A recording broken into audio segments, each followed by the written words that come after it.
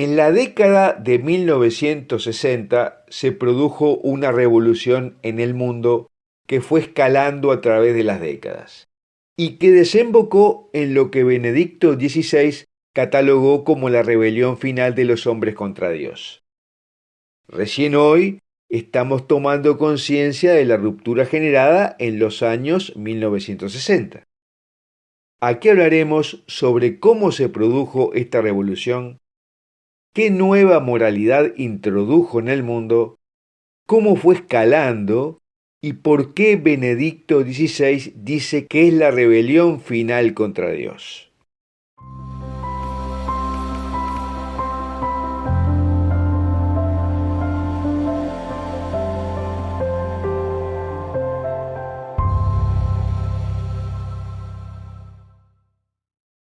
Al inicio te queremos recordar que te suscribas a este canal y a la newsletter de Foro de la Virgen María. Le des un me gusta a este video y lo compartas con tus amigos. Y en pantallas verás las formas de colaborar con nuestra misión a través de Patreon porque necesitamos tu ayuda para continuar. Todos los links están en la descripción del video. Mirado medio siglo después, lo que sucedió en Occidente en la década de 1960 fue una gran revolución que cambió el mundo y lo sumió moralmente en lo que tenemos hoy. La Revolución Francesa había puesto a burócratas en lugar de reyes y sacerdotes. La Revolución Industrial había sacado a los trabajadores del hogar y puesto en las fábricas, e incorporó a las mujeres para trabajar fuera de la casa. Mientras que la revolución de los años 1960 impuso la deconstrucción de la familia y de la sexualidad humana y el reinado de los impulsos primarios y la sinrazón. Puso por delante los derechos de bienestar individual por sobre las obligaciones personales y familiares. De ahí vino la libertad sexual, la anticoncepción y la carrera profesional de las mujeres en lugar de la vida familiar y diferentes roles para hombres y mujeres. Y se estableció un nuevo orden basado en el rechazo de las formas de autoridad, en el amor libre sin culpas, en el empoderamiento de las mujeres y en la deconstrucción de la familia y de la sexualidad natural, lo cual desembocó en la ideología de género hoy. ¿Y cómo sucedió esto? El emblema de esta revolución fue el Mayo de París de 1968. Pero la rebelión contra los dogmas del mundo anterior sucedió tanto en Occidente como detrás de la cortina de hierro. En Checoslovaquia sucedió la Primavera de Praga, que duró 8 meses, comenzando en enero. En Estados Unidos, las protestas por la guerra de Vietnam, el movimiento hippie y el Festival de Woodstock en 1969.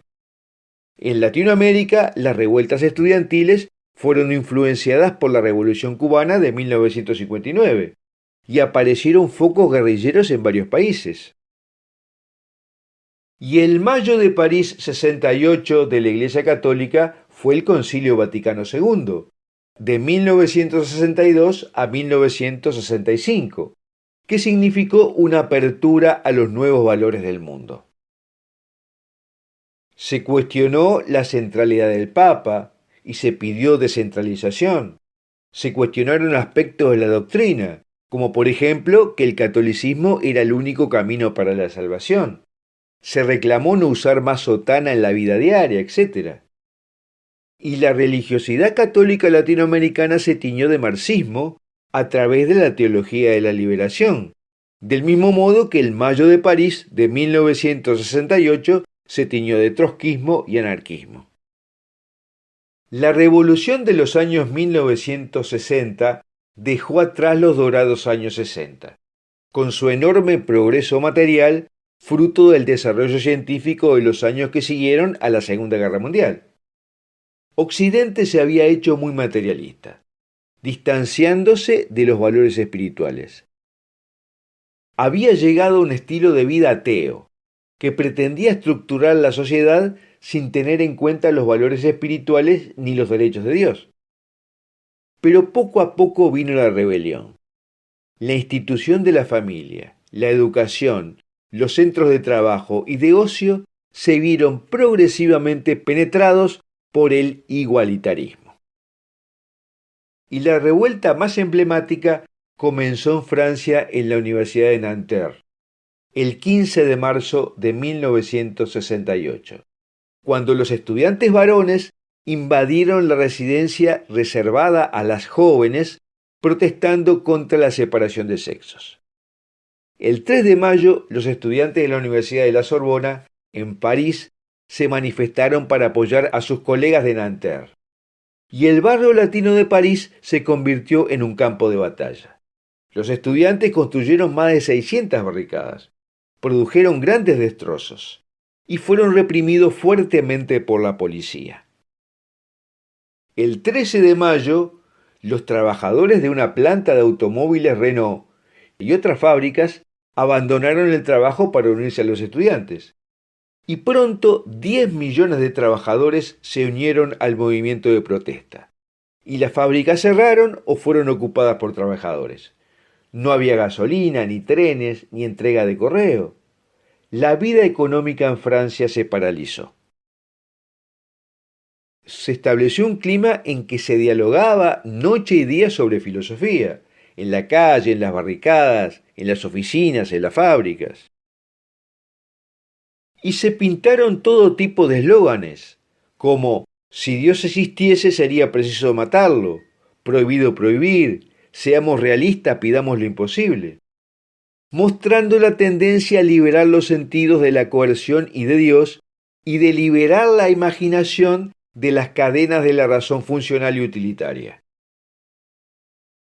Y ante el caos generalizado, el gobierno de Gaulle llevó a cabo una marcha de 1 millón de personas por los Campos Elíseos. Los estudiantes se calmaron, las peleas con las fuerzas del orden desaparecieron, el comercio reabrió sus puertas y todo volvió a funcionar. Y 4 semanas más tarde, el 55% de los franceses respaldó a De Gaulle en la elección nacional. Las cosas parecieron volver a la normalidad, pero no fue así. El mundo había cambiado.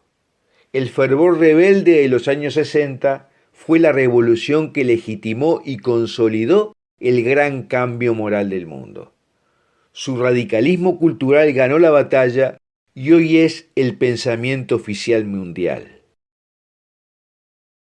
La deconstrucción de la familia, de la sexualidad y las relaciones sociales, propugnada por el marxismo cultural, comenzó a ser hegemónica.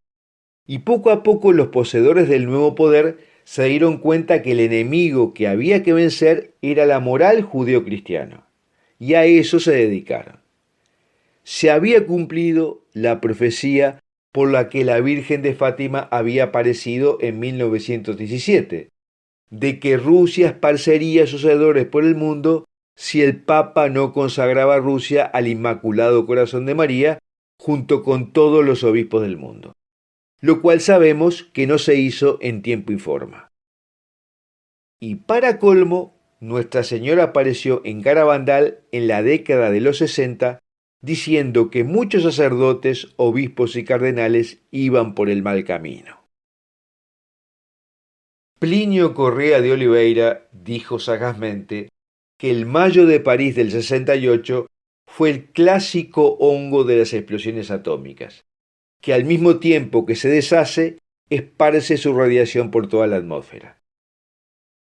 Y visto hoy a la distancia, lo más característico de la revolución de los años 60 fue la explosión de la sinrazón como un hecho consumado. Todo lo cual condujo a una forma de espíritu que se caracteriza por las reacciones primarias, sin el control de la razón, y por el predominio de la fantasía y de las impresiones sobre el análisis metódico de la realidad. El mayo del 68 supuso básicamente una revolución de la sexualidad. Comenzó con las propuestas de amor libre que la sociedad tradujo a través del divorcio sin culpas, la anticoncepción, la finalización artificial de los embarazos, la cohabitación. Y luego siguió con la expansión de todo tipo de sexualidades como vemos ahora. Y esta liberación total de la sexualidad, desvinculada de la responsabilidad de la procreación, ha dado lugar a un antagonismo cada vez más fuerte entre hombres y mujeres. Mientras hace 5 décadas la liberación de la sexualidad pretendía el disfrute genital de hombres y mujeres, hoy cada uno desconfía del otro y piensa que puede prescindir del otro sexo finalmente. Estas fuerzas expansivas de la década de 1960 produjeron la ideología de género, que Benedicto XVI catalogó en el 2012 como la rebelión final contra Dios creador. De ahora en adelante, dijo, solo existe el ser humano abstracto, que elige por sí mismo cuál ha de ser su naturaleza. De modo que la moral que vivimos hoy es consecuencia de la revolución de los años 1960.